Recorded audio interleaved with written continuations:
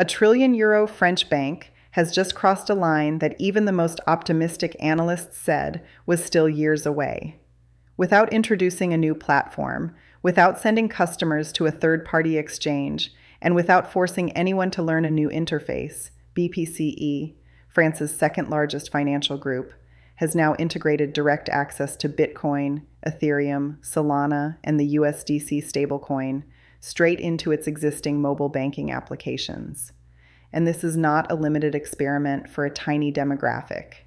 Overnight, around 2 million customers across Europe can now buy and sell crypto assets inside the exact same app, where they check their savings, pay their bills, and manage their daily financial life. This is a turning point, and it is happening sooner than anyone expected. In today's deep dive, we are going to explore the full implications of BPCE's decision.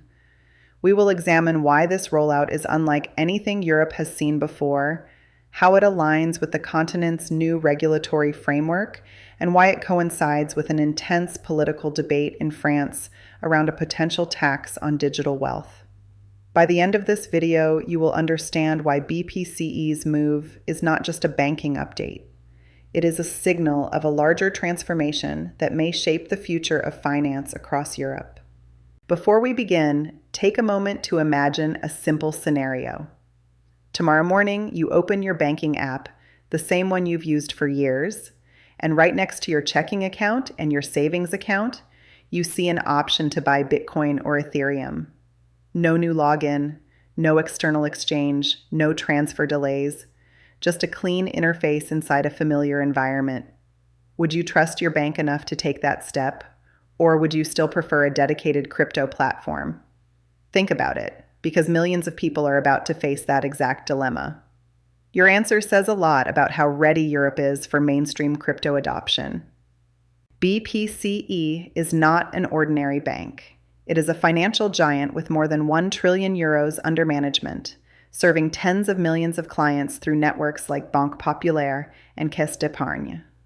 When a bank of this size embraces a new asset class, it forces the entire financial system to reconsider what normal looks like. It also forces regulators, politicians, and competing institutions to confront a new reality. Digital assets are no longer a niche. They are becoming part of everyday financial infrastructure in Europe. BPCE's move may be the moment when the relationship between traditional finance and digital assets shifts permanently. Let's start with the basics. On the 8th of December, BPCE activated crypto trading inside the mobile apps of 4 regional banks. Users can buy and sell Bitcoin, Ethereum, Solana, and USDC directly inside the app they already know. No separate onboarding, no separate compliance process, no transfer of funds to an external exchange. For a large percentage of customers, this single factor, not needing to leave the comfort of their regular banking interface, eliminates the biggest barrier to entering the world of digital assets. Simplicity is not just a convenience, it is a catalyst for mass adoption. This first wave of activation covers around 2 million people. That alone would make it one of the largest institutional crypto deployments in Europe. But BPCE did not choose those regions randomly.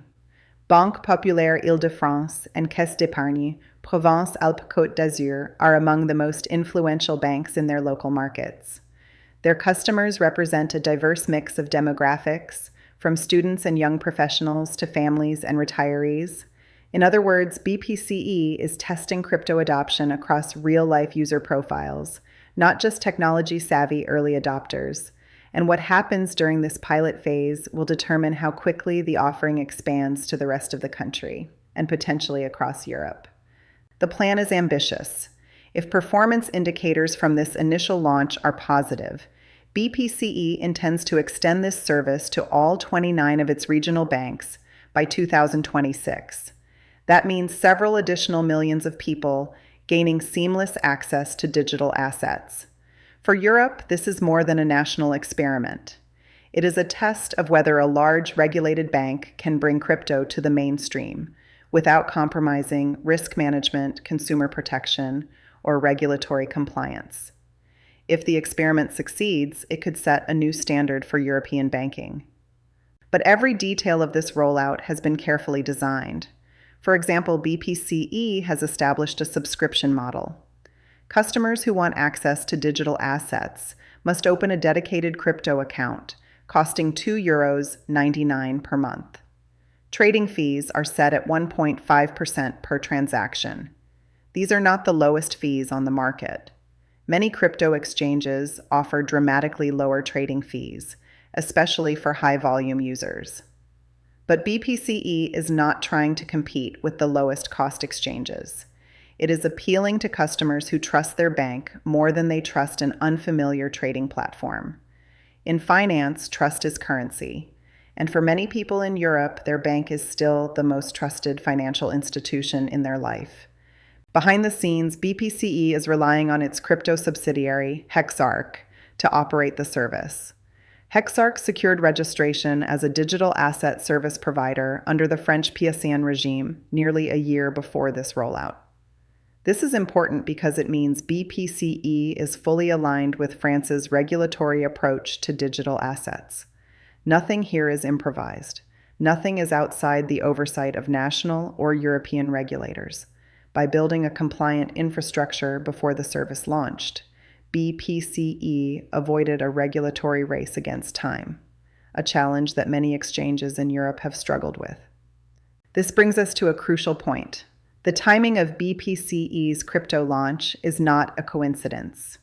Europe is currently in the midst of implementing its new markets in crypto assets regulatory framework, known formally as the European Regulation for Markets in Crypto Assets. This regulation aims to establish consistent rules for crypto service providers across all member states. France has been one of Europe's most proactive countries in preparing for this transition. As a result, the regulatory environment today is clearer, more structured, and more predictable than it was just a few years ago. BPCE is moving at the exact moment when the regulatory ground beneath crypto is stabilizing across Europe. And that timing gives it a strategic advantage. But France's relationship with digital assets is not new. Over the past decade, the country has quietly built one of the most mature regulatory systems in Europe for digital assets. The PSAN registration framework, introduced years ahead of MiCA, attracted several major exchanges to France. Even the American exchange Gemini chose France as a key European base, securing the necessary authorizations to operate in November 2024. France positioned itself early as a destination for serious, compliant crypto players, and BPCE's decision is a natural continuation of that direction. However, this progress has also triggered political tensions. In late October 2025, the French National Assembly narrowly approved a proposal to introduce a new tax on what the proposal calls unproductive digital wealth. The idea is that certain holdings of digital assets, when not used in productive economic activity, should be taxed as a form of passive wealth. This concept has ignited a fierce debate across France. The vote was extremely close, 163 votes in favor, 150 against. That razor-thin margin reveals how divided lawmakers are. Some see crypto as a reservoir of untaxed wealth, a symbol of inequality that must be regulated. Others argue that overly aggressive taxation will discourage innovation, drive capital out of France, and contradict the country's ambition to be a leader in financial modernization. Into this already polarized environment comes a gigantic bank offering easy access to crypto for millions of people. The political implications are enormous. If the tax ultimately becomes law, it would take effect on the 1st of January 2026. That means customers who start using BPCE's crypto services today may soon be subject to a new tax regime. And this raises important questions. How will digital assets be valued for tax purposes? How should ordinary customers track their holdings? Will the distinction between productive and unproductive digital wealth be easy to understand? And how will banks like BPCE communicate these rules to their clients? Without clarity, confusion will spread quickly.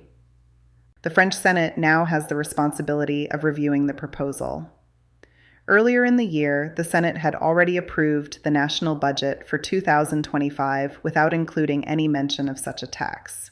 Now, senators must decide whether to confirm, modify, or reject this new approach for the upcoming budget cycle. Their decision will shape the financial landscape for both individuals and institutions. And since France is one of Europe's most influential economies, the outcome may inspire similar debates across the continent. With BPCE entering the crypto arena, a new competitive dynamic emerges in Europe. For years, centralized exchanges dominated retail crypto adoption. They offered fast onboarding, low fees, and a wide selection of assets. But if traditional banks begin offering regulated access to digital assets inside familiar banking apps, exchanges may need to adapt. They might shift their focus toward advanced trading features, derivatives, staking, or other specialized products, while banks handle basic buying and holding for the general population. This division of roles could reshape Europe's digital asset ecosystem. From a psychological perspective, the impact may be even more profound. Many Europeans who never felt comfortable using dedicated crypto platforms may now feel safe experimenting with digital assets because their bank, an institution they associate with reliability, is providing the interface. Older clients, or those who are less confident with digital technology, are particularly sensitive to brand familiarity. For them, the app I use for my salary and rent feels categorically different from a crypto platform I've never heard of. By entering the space, BPCE is lowering a barrier that exchanges have struggled to overcome for years. But with convenience comes a trade-off. Banks that act as crypto gateways also become crypto gatekeepers. They control which assets customers can buy, what limits apply, and what data is collected. From the perspective of European regulators, this is a significant advantage. Monitoring crypto flows becomes easier when banks, institutions already integrated into the compliance system, manage the process. But for users who value decentralization, privacy, or open access, this shift may feel like a step backward. The tension between convenience and control is becoming one of the defining questions of digital finance in Europe. Looking at the broader national strategy, France appears to be positioning itself as a leader in Europe's financial transformation. By attracting major exchanges, promoting regulated experimentation among banks, and simultaneously exploring new approaches to taxation and consumer protection, France is defining a model that other European countries may eventually emulate. The goal is not unrestrained innovation, nor is it excessive restriction. The goal is a balanced approach that embeds digital assets within the existing economic system, while maintaining strong regulatory oversight. One of the most interesting details in BPCE's offering is the inclusion of USDC. Stablecoins are often overlooked in mainstream discussions, but their presence inside a European banking application is a milestone. For many users, stablecoins are easier to understand than volatile cryptocurrencies. They behave like digital cash, tracking the value of the dollar. If banks normalize them, stablecoins may become a backbone of future payment systems, on-chain settlement layers, and cross-border transactions across Europe. Meanwhile, Bitcoin and Ethereum gain something they have long struggled to obtain in mainstream finance: implicit endorsement. Being offered by a major European bank does not eliminate risk, but it reframes these assets as legitimate alternatives within a regulated environment. Perception is often the first step toward broader adoption. And perception is shifting. This leads to a critical question: will other major European banks follow BPCE's lead? European giants such as BNP Paribas, Crédit Agricole, Santander, Deutsche Bank, and UniCredit now face a new benchmark. If BPCE's rollout succeeds, operationally, financially, and politically, the pressure to offer at least limited crypto services will grow. In finance, early movers often gain an advantage that is difficult to match later. BPCE may have opened a door that other banks can no longer ignore. So what does all of this mean for Europe? It means that digital assets are no longer separate from traditional finance. They are merging. And France is now at the center of this merger. Over the next 1 to 2 years, the combination of regulatory reform, banking innovation, and political debate will shape how millions of Europeans interact with digital value. This story is only beginning. In upcoming videos, we will explore how other European banks are reacting, how the wealth tax debate evolves, and how the new regulatory framework reshapes institutions, exchanges, and retail adoption. The next phase of Europe's financial transformation is unfolding now, and the implications will be felt far beyond France. Not professional advice. Consult a qualified expert as needed.